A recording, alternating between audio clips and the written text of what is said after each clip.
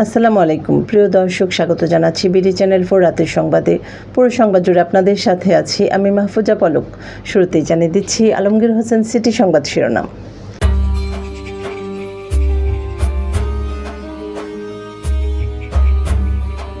Mirza Fakhrul 23তম president নির্বাচিত। ঈশ্বরগঞ্জে এক সপ্তাহ বিদ্যুৎহীন থাকার পর পিডিবি অফিসে গ্রাহকদের হামলা। কুলিয়ারচরে বিদ্যুৎস্পৃষ্টে স্কুল ছাত্রের মৃত্যু। কিশোরগঞ্জে চায়ের দোকানে 65 বছরের বৃদ্ধের ওপর কিশোর গ্যাংয়ের হামলার অভিযোগ। ইতালিতে হোটেল নোংরা করার অভিযোগ। জেমসদের বিরুদ্ধে আয়োজকদের জরিমানা। মসজিদ থেকে রাস্তায় লন্ডনে সর্বত্র হামলার টার্গেট মুসলিমরা। বাংলাদেশের কাছে বিপর্যস্ত অস্ট্রেলিয়াকে ব্রায়ান লারার চরম হুঁশিয়ারি। এবার সিটিল্যাব বিস্তারিত সংবাদ।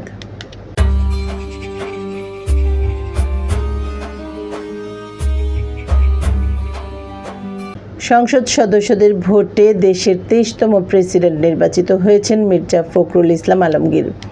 বৃহস্পতিবার জাতীয় সংসদ ভবনের অধিবেশন কক্ষে নির্বাচনের ভোটগ্রহণ শেষে প্রকাশ্যে ভোট গণনা করা হয়। গণনা প্রক্রিয়া শেষে ফলাফল ঘোষণা করেন প্রধান নির্বাচন কমিশনার ও নির্বাচনী কর্মকর্তা এএমএম নাসির উদ্দিন। মোট 343টি বৈধ ভোটের মধ্যে মির্জা ফখরুল ইসলাম আলমগীর পেয়েছেন 255 ভোট। এবার জীবনদীপ স্পেশালাইজড হাসপাতাল স্থানীয় সংবাদ।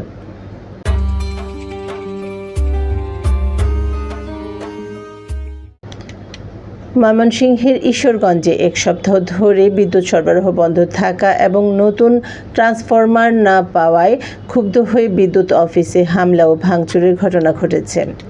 আজ দুপুরে ঈশ্বরগঞ্জ বিদ্যুৎ অফিসের আবাসিক প্রকৌশলীর দপ্তরে এই ঘটনা ঘটে। কিশোরগঞ্জের কুলিয়ারচরে বিদ্যুৎস্পৃষ্টে মোহাম্মদ ফয়সাল মিয়া নামে 7ম শ্রেণীর এক শিক্ষার্থীর মৃত্যু হয়েছে। আজ বেলা আনুমানিক 11:30টার দিকে উপজেলার গোবরিয়া আবদুল্লাপুর ইউনিয়নের লক্ষ্মীপুর নামাপাড়া গ্রামের নিজ বাড়িতে বিদ্যুৎস্পৃষ্টের ঘটনায় তার মৃত্যু হয়। কিশোরগঞ্জ শহরের আখড়াবাজার মোড়ে একটি চায়ের দোকানে 65 বছরের এক বৃদ্ধকে দেশীয় অস্ত্র দিয়ে হামলা ও কুপিয়ে গুরুতর আহত করার অভিযোগ উঠেছে কিশোর গ্যাংয়ের সদস্যদের বিরুদ্ধে। আজ দুপুরে কিশোরগঞ্জ 250 শয্যার জেনারেল হাসপাতালে গিয়ে তাকে চিকিৎসাধীন অবস্থায় দেখা গেছে। এর আগে গত মঙ্গলবার সন্ধ্যার পর শহরের আখড়াবাজার এলাকায় এ ঘটনা ঘটে। আহত মোহাম্মদ মোতালিব আখড়াবাজার পিটিআই গলির বাসিন্দা। এবার বিলিফুল ক্যাফে রেস্টুরেন্ট বিনোদন সংবাদ।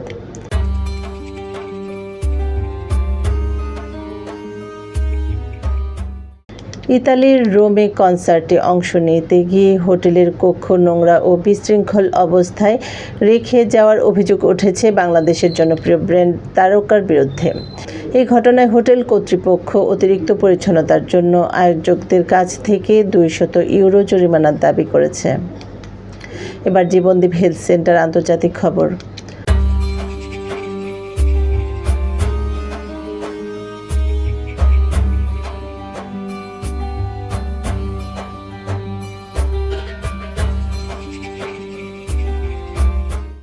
লন্ডনে ইসলাম বিদ্বেষী হামলার ঘটনার সংখ্যা আশঙ্কাজনক হারে বেড়েছে।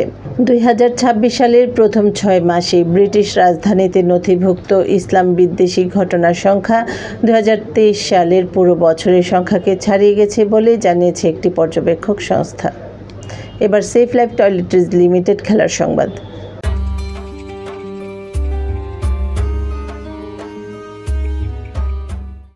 ডারউইনের মারারা স্টেডিয়ামে পেস আক্রমণে অস্ট্রেলিয়াকে গুঁড়িয়ে দিয়ে 9 উইকেটের ঐতিহাসিক জয় তুলে নেয় বাংলাদেশ। সাদা বলের ক্রিকেটের পরাশক্তিদের এমন পরাজয়কে অনেকেই দলটির জন্য ওয়েক আপ কল হিসেবে দেখেছেন।